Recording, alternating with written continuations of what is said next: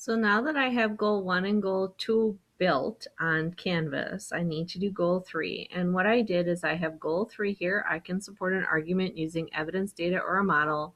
And of course I have the assessment because that is my final piece.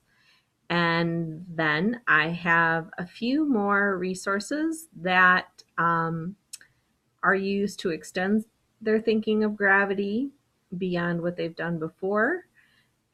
But just a few resources there.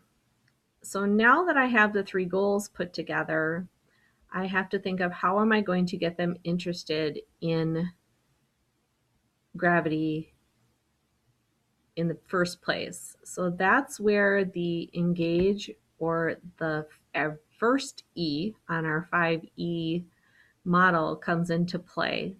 I need to engage them. I need to get them thinking about inquiry. So what I did is I had them conduct 3 experiments, and that provided options for recruiting interest and also fostered collaboration and community. So they had to work together to explore gravity. And to do this, if you see, there are anchor charts here to remind them of the steps they were doing. And then they had to keep track of their learning using a tool.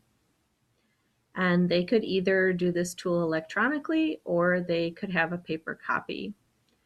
So basically there were 3 different centers in our station learning, and the students had to observe what happened and why they thought it happened. And then if we go to Canvas, I have my inquiry activity, I have my inquiry notes, and I have the directions for the 3 inquiry activities. So for gravity inquiry 1, if I click on it,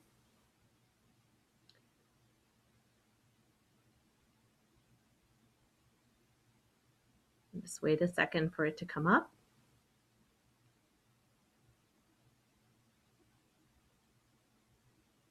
So here what I did is I embedded a PDF, and what's really nice is then I can take this and click.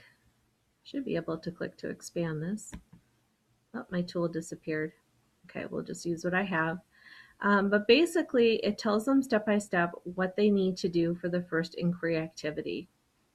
What's nice then about Canvas is that they can use their navigation buttons then to look at the directions for the second inquiry activity.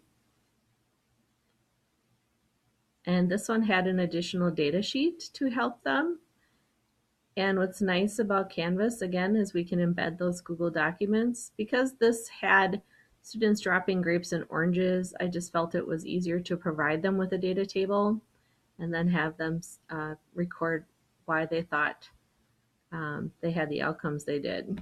The last gravity inquiry activity has directions, and I just typed the directions for them. So you have various ways of showing it. And then their last piece is the actual table where they recorded their information on all 3.